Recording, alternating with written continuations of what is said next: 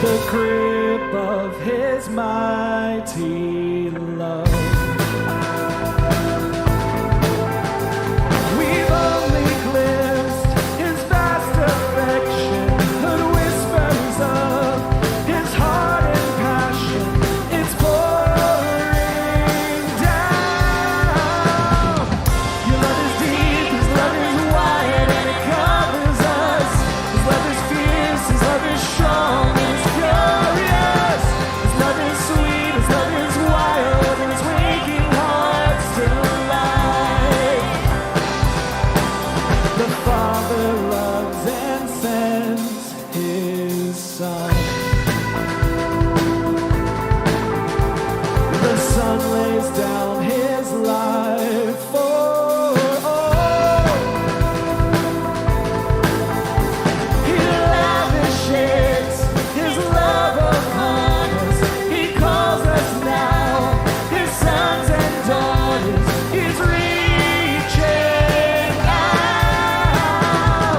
His love is deep, his love is wide, and it covers us. His love is fierce, his love is strong, and it's furious. His love is sweet, his love is wild, and it's waking hearts to life. His love is deep, his love is wide, and it covers us. His love is fierce, his love is strong, and it's furious. His love is sweet, his love is wild, and it's waking hearts to life. Yeah, you're waking hearts to life.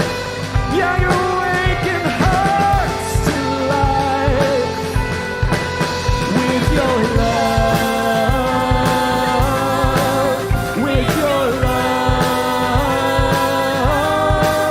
with your love. Your love is deep, your love is wide, and it covers us. Your love is fierce, your love is strong, it is furious. Your love is sweet, your love is wild, and it's waking hearts to life.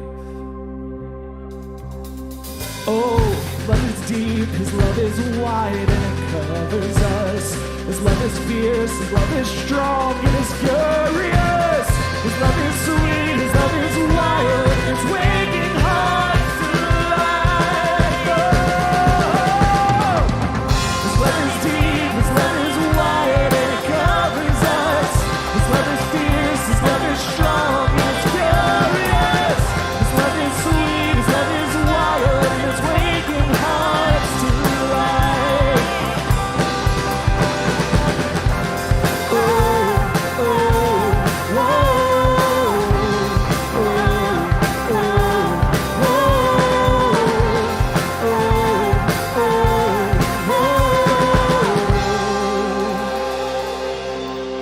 whoa. Good morning, Area 10. Thank you for joining us today, either in person or online. We're glad you're here. We're just going to keep on worshiping, so please join us.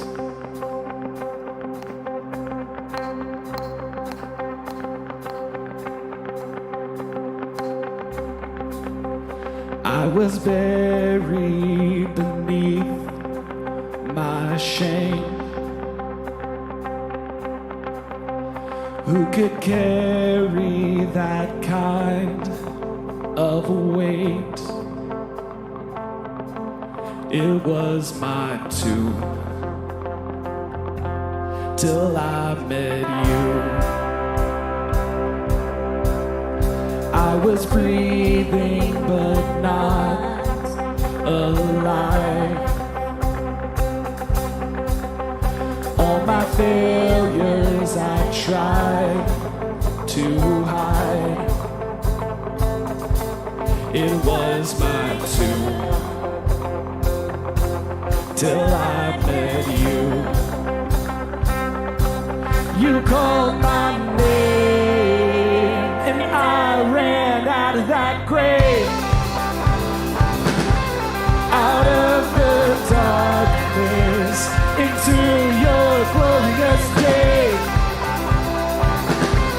You called my name and I ran out of that grave, out of the darkness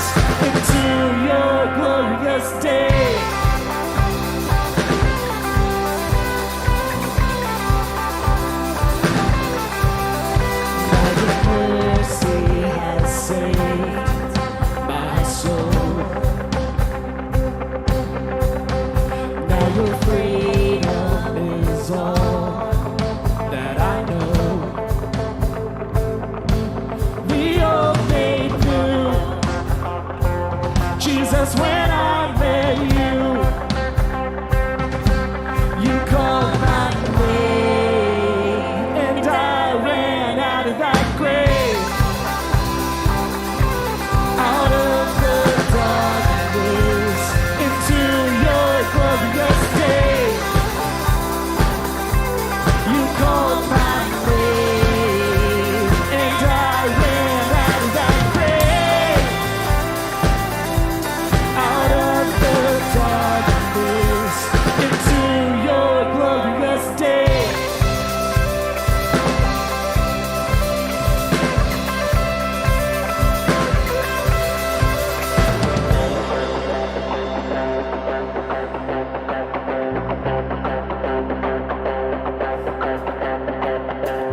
I needed rescue, my sin was heavy, but chains break at the weight of your glory. I needed shelter, I was an orphan, now you call me a citizen of heaven. When I was broken, you were my healing, now your love is the air that I'm breathing. I have a future, my eyes are open, 'cause when you call my name, I ran out of that grave, out of the darkness, into your glorious day. You called my name, and I ran out of that grave, out of the darkness, into your glorious day.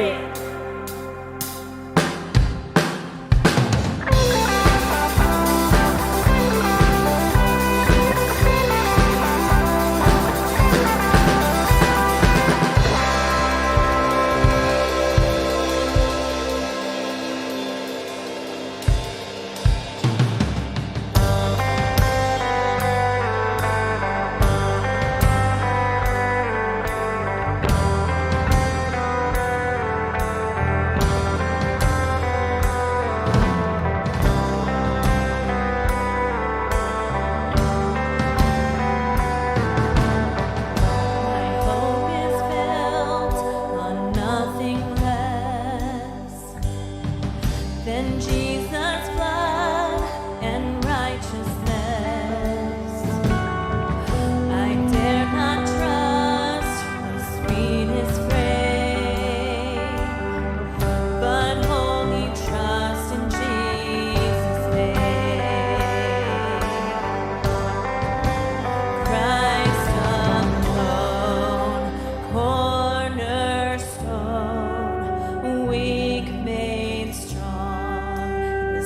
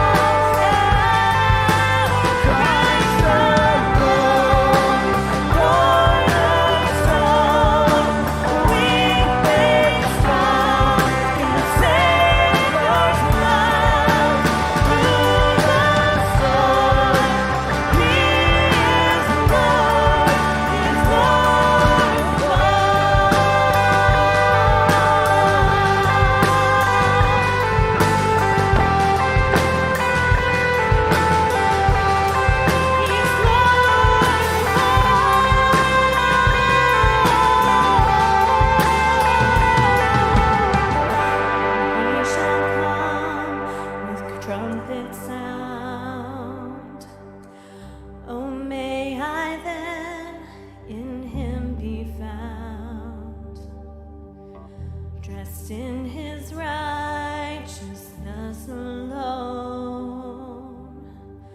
faultless I stand before the throne. When he shall come with trumpet sound,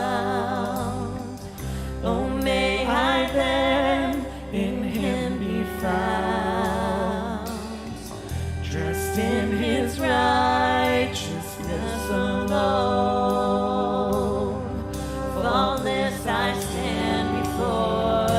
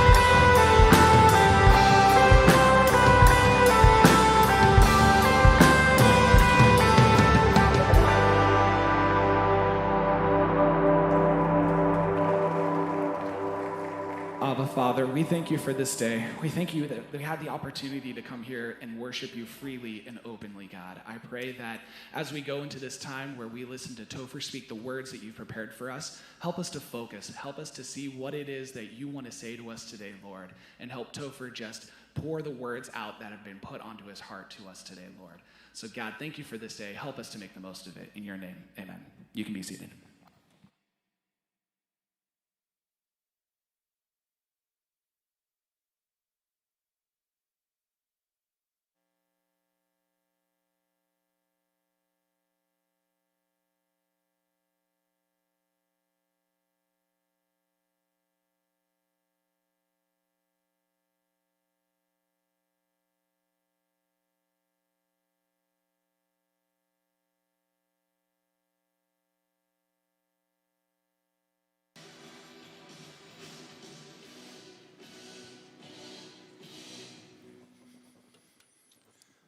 Hey, so the problem with a dark stage is that you can't see anything, and I almost took out Allie's bass, which would have been really distracting to start, so I'm glad I didn't do that. Sorry, Allie.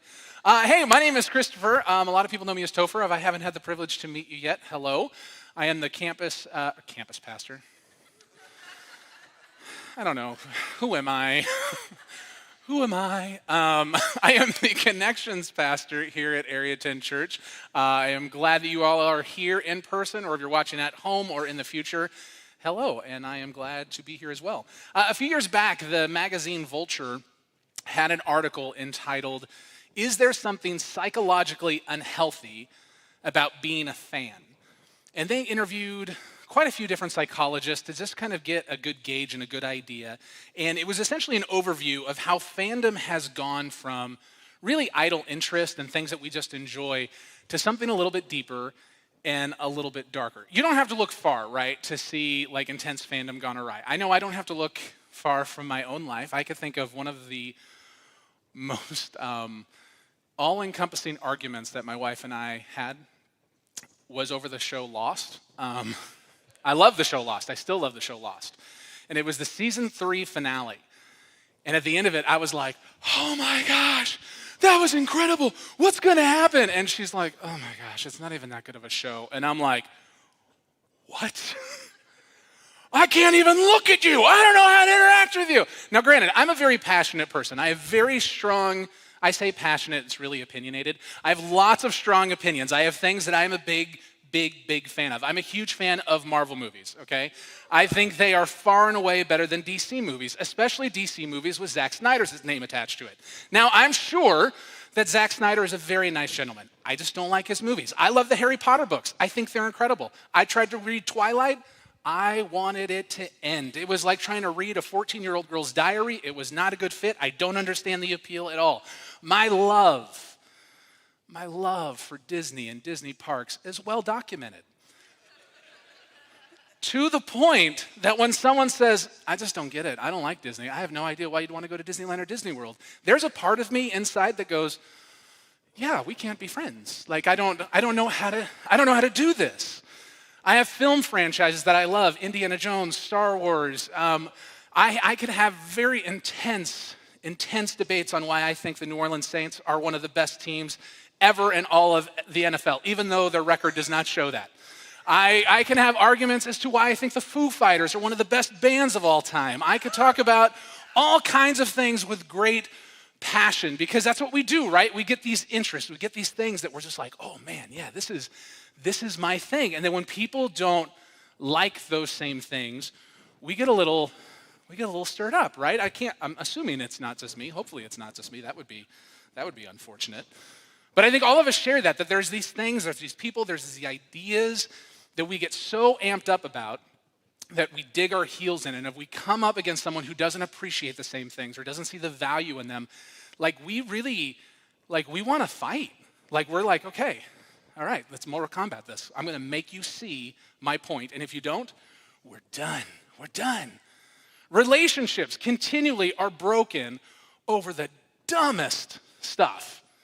There was an article that I just read in Psychology Today late last year that talked about one of the leading reasons for divorce are team rivalries and binge cheating. So those couples that watch shows together, when one person in that couple goes and watches a few episodes ahead and the other person doesn't, it causes such discord in relationships now and some of you are like, see, stop watching ahead of me. Stop that. That's a thing.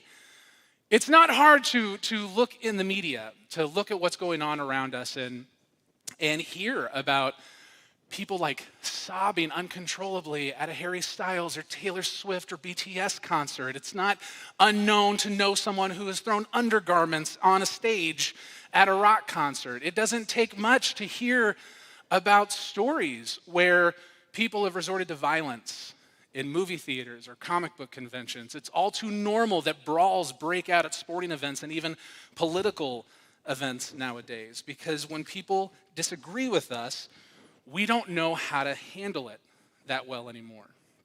I think this is seen most clearly in politics right now, which I know is a fun thing that everyone always wants to talk about, is politics. Maybe that was God saying, don't do it. Don't do it. Look, if you find a supporter of former President Donald Trump and find a supporter of former President Barack Obama, you're actually going to find a lot of similarities between the two of them. It may not be in the ways that you think it's going to be, but you're going to find a lot of similarities, and it could be a little jarring sometimes. I have two such friends like this, whom I love dearly. But boy, talking politics with them gives me a migraine, because they've moved beyond just appreciating a candidate or a political party. And they moved into this place of kind of blind adulation. The foot soldiers to a war that no one realizes that they're fighting. People have made politics into this weird game, not a cooperative game where we have to work together to solve problems, but it's win or lose. And you're either the heroes and the villains. And depending on which side you're on, defines who's the heroes and the villains. And we see political parties and we see politicians, or we see music stars or actors or actresses and sports stars or ideas, and we get so wrapped up that our entire identity begins to be shaped by who they are, by what it is. And we stop having objective thoughts. We stop seeing clearly. We stop asking hard questions, and we make everything win or lose. We look past things that we know are wrong, that we know are damaging, that we know are unhelpful to ourselves, our relationships, and our culture, because we want to be right, because we want to win. Now, we've been in this sermon series, Life, Liberty, and Limitations, which I love, and we've been working our way through 1 Corinthians over really this year so far. And we've talked about a lot of the similarities between the Roman culture and the Corinthian culture back then and Western culture today. One of the things we haven't really talked about is the idea of obsession and idolatry. The Roman Empire, the area of Corinth, and even the Corinthian church, they idolized, first and foremost, their freedom and their rights, which doesn't sound that different to me for us today. The irony of that, though, is this elevation of our freedom and rights. It's this obsession with our freedom and our rights, this desire to be on the winning side, to be correct, and to have our opinion be the most important, has actually made us prisoners to so many other things. And we have sacrificed so much at the altar of things that don't matter. One gentleman put it this way: in the West, it seems that we are brainwashed into thinking that clinging to our personal rights and freedoms while striving after things is our ticket to happiness. In reality, it's making us miserable. I don't think it takes much research to find out how true that is. So today we're going to talk about idolatry. We're going to take a look at how we tend to take good things, things that seem innocuous, things that are just interesting, or things that we like, and make them into our everything. But to understand idolatry, we have to have a good grasp of what idolatry is, of what an idol is. And oftentimes when you hear the word idol, you probably think of like a little statue or maybe a little altar of some sort, maybe even a lucky charm of rabbit's foot or anything like that. And those can be types of idols, but there's a lot more to it. In a nutshell, an idol is anything that is more important to you than Christ. I want you to have that in your head for the rest of your life. Write it on a piece of paper, put it in your phone, text it to yourself, email it to yourself. An idol is anything that is more important to you than Christ. It could be people, it could be things, it could be ideas, it could be emotions. It's anything. And here's the dirty little secret that no one wants to talk about. We all have them. We all have them, and oftentimes we don't even realize it. We're going to dig into chapter 10 of 1 Corinthians, and we're going to start with verse 1. For I do not want you to be unaware, brothers, that our fathers were all under the cloud and all passed through the sea, and all were baptized into Moses in the cloud and in the sea, and all ate the same spiritual food, and all drank the same spiritual drink. For they drank from the spiritual rock that followed them, and the rock was Christ. Nevertheless, with most of them, God was not pleased, for they were overthrown in the wilderness. Now, this is one of those scriptures that you could read and go, what? Huh? Yeah, I get it. So let me backtrack a little bit. What Paul is addressing right here to the Corinthian church is he's reminding them of their history, of their lineage, and he's specifically speaking of the story of Exodus. And this is a story that a lot of us have heard, whether this is your first time in a church ever or you've grown up in the church. Odds are you've heard about Moses, you've heard about Pharaoh and the deliverance of the plagues, the deliverance of the Israelites out of Egypt, the parting of the Red Sea, the 10 Commandments. This is what Paul is referring to when he is talking about, or when he's talking to the Corinthian church. And he's reminding the Corinthian church of this for a really important reason, because he wants them to learn from their mistakes. He wants them to learn from the mistakes that were made previously, because what happened, this was a time that God literally brought deliverance, brought freedom into the lives of the Israelites. And they saw miracle after miracle. They literally wandered the desert and followed a pillar of cloud for direction, and then at night a pillar of fire, and they saw the Red Seas parted. And then Moses goes up to get the 10 Commandments. And in 40 days' time, all that goes down the toilet. And the Israelites go, no, we don't like this. We want to do what we want to do. And so they moved from a place of gratitude to ungratefulness. They moved to this place really of entitlement, as if God was expected or required to do whatever they said and give them whatever their heart's desire was. whatever they wanted. Again, it's not an uncommon issue. We see it in the book of Exodus.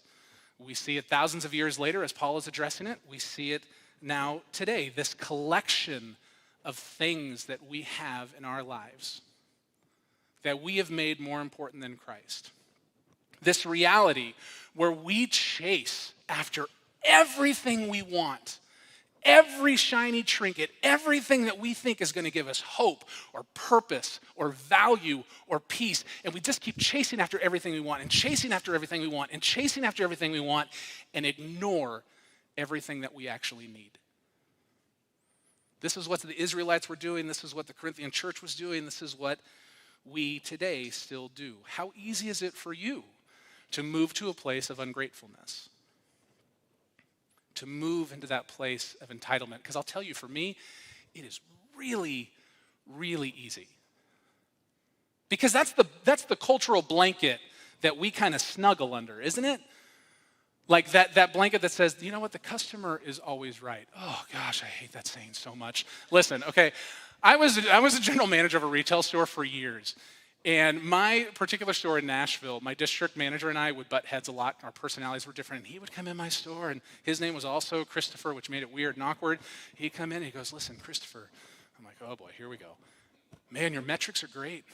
Thank you. We've been working hard. Your team, man, it's just so solid. Yeah, we've tried to do a lot to boost morale.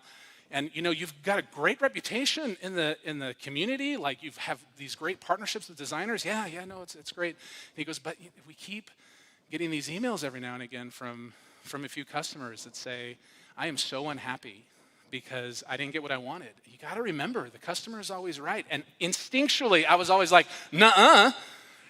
No, they are right until they're wrong, okay? Like that is not, no, they're not always right.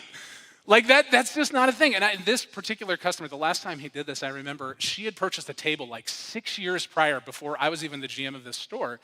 And in that time, they had moved 4 times, they had had a bunch of kids, and there was cracks, and there's markers, and she goes, I don't understand why you can't give me a new table. But that was the mentality. Well, the customer is always right. I should get what I want. And that's the culture we live in, right? I mean, how many videos have we seen of Karens gone wild? And Karens, I am so sorry because all the Karens I know are lovely, wonderful people. Or the male version, are they Chads? I don't know, but like all these videos on social media that we see of people losing their minds because they figure, hey, if I'm just loud enough and if I'm just badgering enough, then I'll get what I want. Or they'll go a different route. You know what, I bet I could be super manipulative and overly nice to get what I want. We are constantly trying to figure out how to get what we want.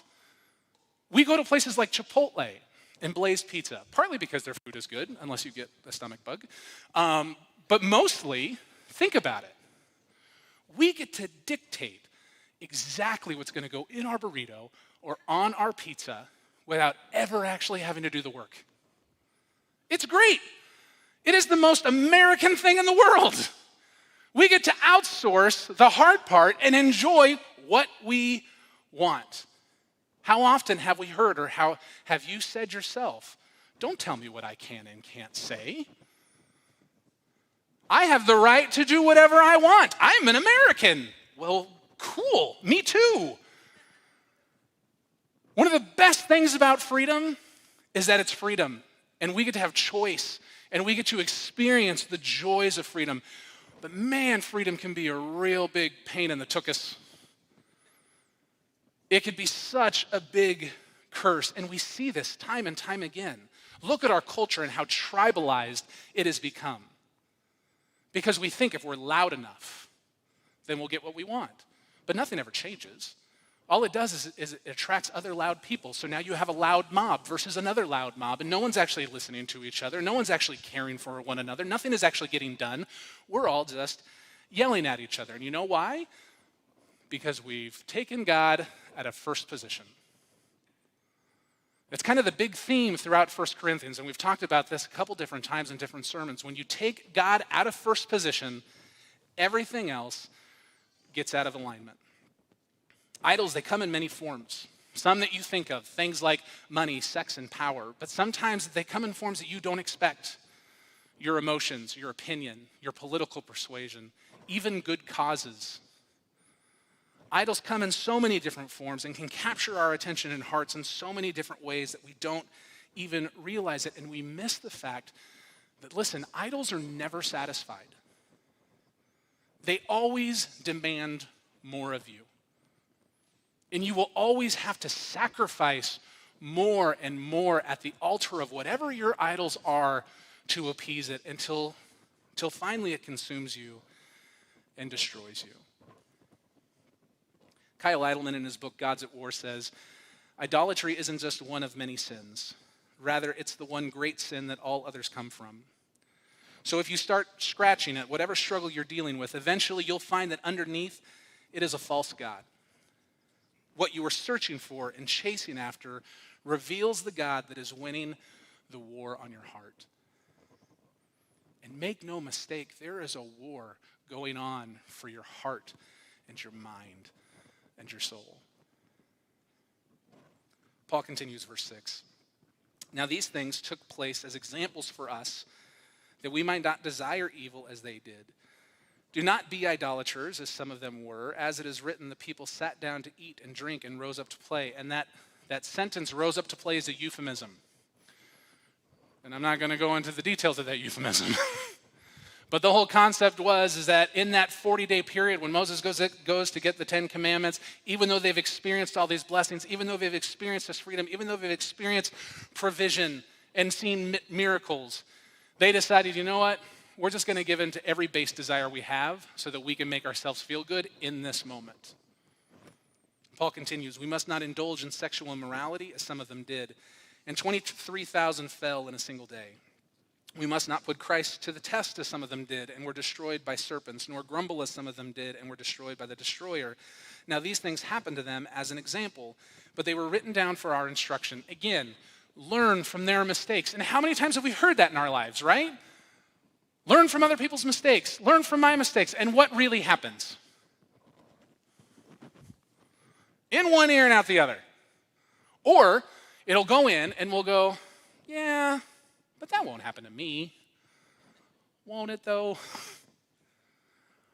What is it about us that makes us think that we have to experience the pain and the trauma of hurt and failure to learn a lesson? Why is it so hard for us to learn from the mistakes of others? And Paul is like shaking with his words, the Corinthian church and us today, like learn from other people's mistakes. And he ends this section with saying, therefore, let anyone who thinks he stands take heed lest he fall, meaning anyone with breath in their lungs, recognize the fact that you have the capability and the potential and the propensity to make idols and elevate them above Christ. And when that happens, you will fall. You will fail. You will be miserable because you will be consumed by things that were never meant to receive your worship. In preparation for this message, I was reading a lot of different stuff. And I kept coming back to this question. What is it about us that makes us create idols? Like, why do we create them? And I wrestled back and forth, and my wife, Leanne, she is such a good clearinghouse for me because she's awesome, but she just thinks in a way that sometimes I miss things. And we were talking yesterday, and I was like, well, we create idols. We take these different things, and we make them the most important. She goes, but what about the people that, like, that's all they know? And it kind of unlocks something for me. Like, there are those idols that we have that we don't even realize we have because they are literally all we've ever known. Maybe it's because of the family we were born into or the community we were born into. Maybe it's because of the country we live in. And then it got me thinking even more that there are idols that we take hold of really as a means to protect ourselves. Because we experience hurt and we experience pain. And we figure out how can we put armor on to protect ourselves so that we could live this life. And those things that we think are good become our everything. And even those become our idols. So I kept wrestling with this question of why do we create idols? And it really comes down to two things. The first is this. We were made to worship. We were created. Literally, we are created to worship. Ingrained in all of us, in our DNA, is a desire to put our affections and our praise and our affinity towards God. But we have freedom. We have freedom.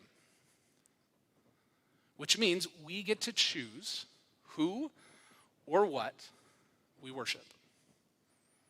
And so we find everything in the world that we think we want. And we'll chase after everything in the world that we think we want. And that's what we worship. And we fail at worshiping the one thing that we actually need. And I think the reason that happens is because of really the second reason we create idols. We really like to be in control. Understand that idolatry is really misaligned worship, meaning it is giving your head, heart, and mind to things that were never created to have that attention, to have that affection, to have that worship.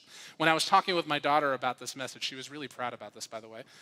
She said, it sounds like it seems to be that you're looking for fulfillment in all the wrong places.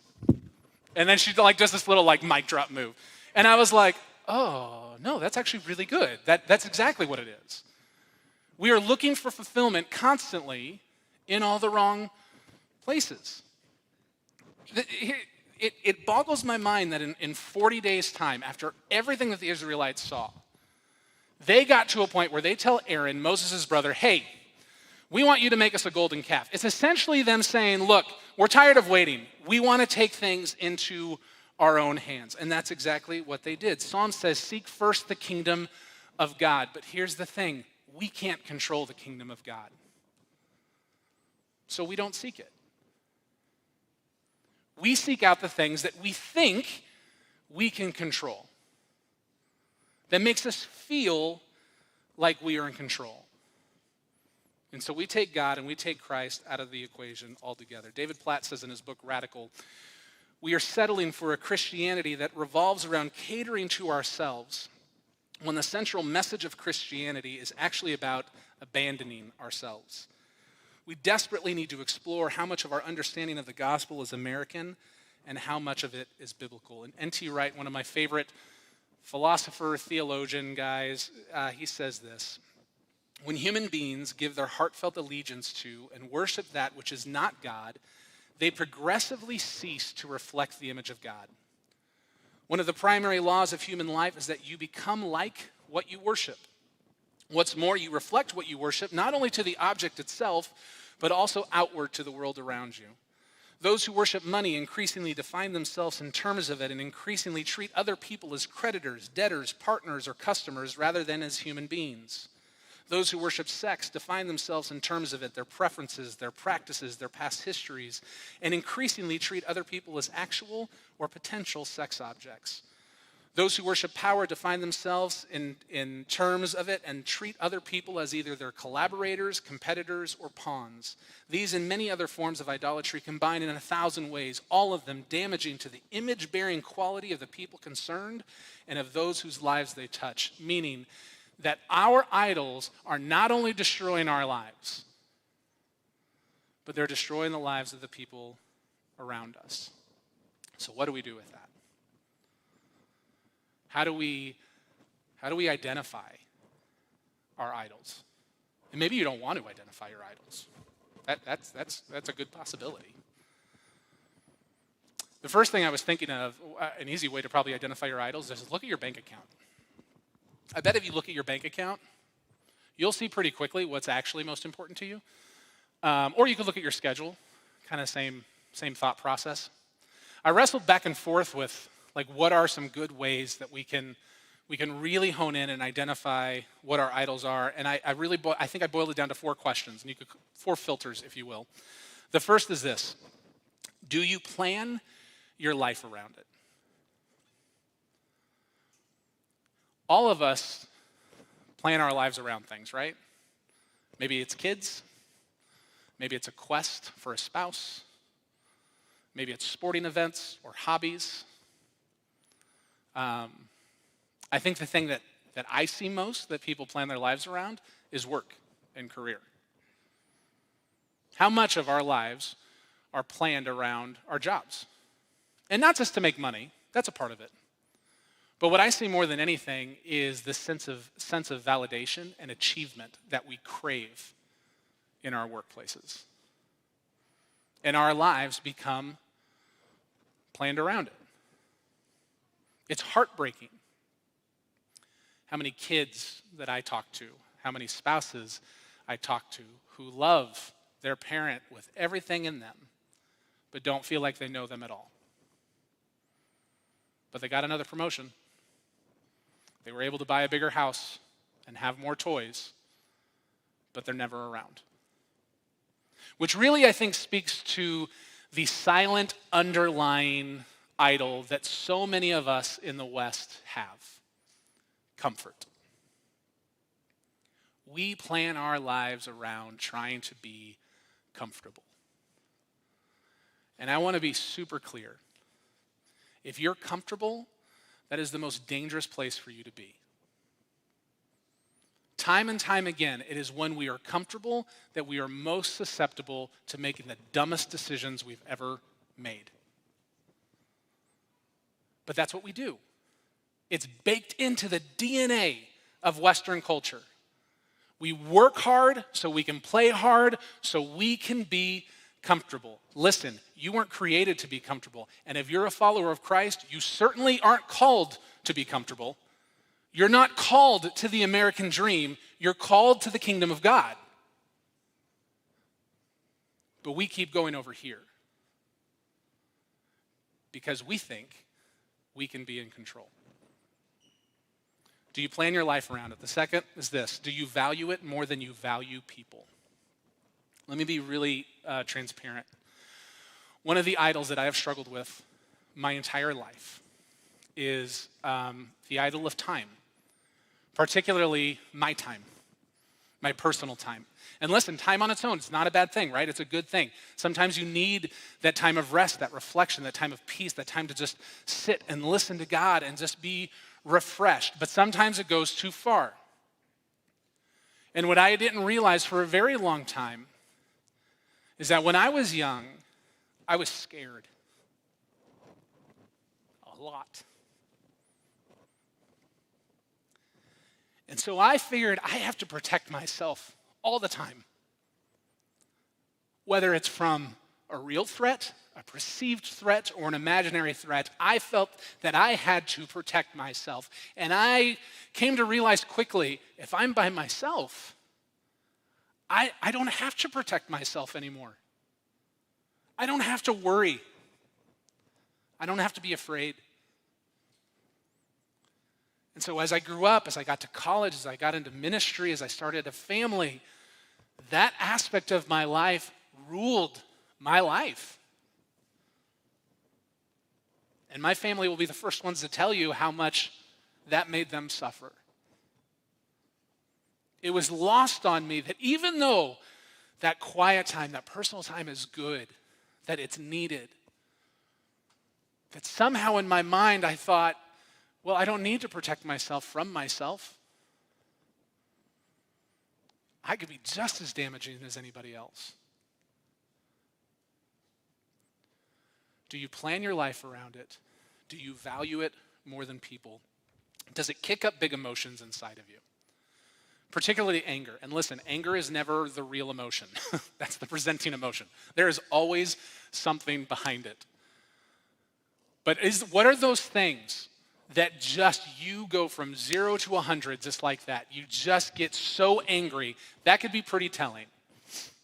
And again, we see this a lot in politics, right? It's that tribalism that we see where it's all or nothing. And if you don't agree with me, if you don't see the same thing, then you have no value to me and I want to fight you and I want you to lose because I need to win. That's the mentality. But it's not just politics. We see that across the board. We also see this around good causes. There are things that exist in our culture. Racism, it's real. It exists. Income inequality, it's real. It exists. Those things need to be addressed. Those things need to be dealt with. The people of God need to come in with hope and reconciliation and grace and truth. But what so often happens is that it becomes our everything. The cause becomes our everything. And we just end up being that loud crowd shouting and nothing changes. Because no one wants to listen. If all you are is angry and loud and shouting and talking about why everyone else is wrong, even if you're right, it's not going to change anything. Do you plan your life around it? Do you value it more than you value people? Does it kick up big emotions inside of you? And lastly, does it draw you closer to Christ? And I want to add the word actually. Does it actually draw you closer to Christ? The reality is we are idol-making machines as humans, and it doesn't stop once you come into church. The amount of people that I know that have left churches because they're like, I just don't like the music. Well, cool, I'm glad it's about you. I preached at a church in Missouri when I was in college with just the sweetest, warmest, Midwestern folk you'd ever meet. And one Sunday, these two older ladies got into a screaming match because one sat in the other's chair. Apparently, you don't do that. We make things inside of the church our everything. Even under the banner of Christ, we still manage to find things to go, well, no, this is the hill I'm going to die on.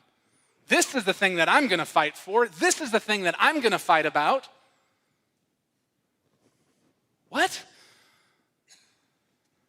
Does it actually draw you closer to Christ? I don't want this to be a bleak message. I don't want this to be a downer. And I know this is probably me being a lot and stuff, which I'm not subtle, if you've met me. I'm not. I was telling some friends this weekend, one of my mentors told me that I'm as subtle as a battle axe, which is pretty true. Like, I'm just not. I don't know how to be subtle. Subtlety is not my thing. Paul doesn't want this to be hopeless either, though. Verse 13, no temptation has overtaken you that is not common to man, meaning you're not in this alone. You won't experience things that someone else hasn't experienced before you, or that won't experience again in the future. You're not on your own. And then it says, God is faithful. Let's just stop there for a second. Can we just rest in those three words for a moment? God is faithful. Our idols, they're not faithful. Our idols aren't going to be the things that give us purpose and peace and meaning and fulfillment. God is faithful. In a world in chaos, where we draw battle lines all the time, it is God that is faithful. And Paul says he won't let you be tempted beyond your ability, but with the temptation, he will also provide a way of escape that you may be able to endure it. Therefore, my beloved, flee from idolatry. You're not alone. The people in this room, the people watching at home, your friends, your family, your coworkers, people that you know, people that you don't know anymore, we are all experiencing the same thing. We are all creating these idols in our lives that are consuming us. But God is faithful. And he says, you're not alone. And there is an escape. And I will be there with you every step of the way. It doesn't matter if you feel broken. It doesn't matter if you feel set and content. It doesn't matter because I matter. I am faithful. And I alone am worthy of your praise. I wanted to leave you with just some real practical steps of dismantling your idols. What does it look like to dismantle our idols? And it's really just two things. The first is this. Lean into biblical spiritual rhythms. And that may sound like a pat answer coming from a minister. Okay, whatever. But it's true. The more you focus your heart and mind on Christ, the more you are shaped and developed towards Christ. Those biblical spiritual rhythms, worship, prayer, fasting, silence, confession, journaling. There's so many different aspects of spiritual rhythms that help direct our hearts and minds and souls towards where they are supposed to be. And maybe you don't know what that looks like for you, and maybe you need resources. If that's the case, by all means, shoot me an email, topher@area10church.com. I will give you resources. I'll connect with Rachel this week, and we'll make sure to put something on our social media page that lists a few different resources that if you're interested in digging into those spiritual rhythms to begin dismantling your idols, I want to be able to give you as much as we can. But that's number one. The second is this: ask for help. Man, does that go against the American dream. We are taught in this country to pull yourself up by your bootstraps, Be a trailblazer. Go explore. Find your way. Do what you need to do. Don't ask for help. Don't expect help. You do it on your own. And God's like, that's not how you're designed. That's not how I made you. Ask for help. First, I would say ask God for help. Pray, God, I don't know what the idols are in my life. Or maybe you do. God, help me to dismantle them. Bring other people into my life to help me walk this road, to save me from myself. But then ask other people to help. Maybe it's a friend, maybe it's a family member, maybe it's a counselor, I don't know. Maybe it's a mix of all the people you know, but you're honest with them and you're vulnerable with them and you go, look, there are these things in my life that I see right now that I know are consuming me, that I am sacrificing relationships and time and my life at their altar and it is destroying everything around me. I need your help. Will you be my eyes and ears? Will you snatch me back from the fire? Will you hold me back from the line? When you see me going that route, will you speak truth into my life? Lean into spiritual rhythms and ask for help. When I was a kid, my mom bought me this book called Jimmy and the White Lie. Spoiler alert, it's about a kid named Jimmy and a white lie. Jimmy broke a window at his neighbor's house playing baseball. And he gets real nervous and real scared, like a lot of us do when we make a mistake, right? And he's trying to figure out, what do I do? What do I do? And so he tells a little white lie. And when he tells that little white lie, this little creature just appears. It's cute, it's soft, it's cuddly, it looks like a cloud. And it's the little white lie. And as the story continues, Jimmy begins to realize he needs to cover up that lie. And so he begins to tell more lies. And the lie begins to grow from this cute little cloud-looking creature to suddenly this monstrous, ugly blob of a thing that is taking up all of Jimmy's room. And Jimmy doesn't know what to do anymore. And I was thinking about it. Idols are the same way. They start off as these small, innocuous things that we don't think are a big deal. But they keep requiring more of us. And they keep growing, and they keep growing. And pretty soon, they are taking up our entire lives, and we can't see around it, we can't see over it. The only thing we can do is look through it, and we view the world, we view ourselves, we view other people through our idols. And they take, and they take, and they take, and they take, and they take, until there's nothing left.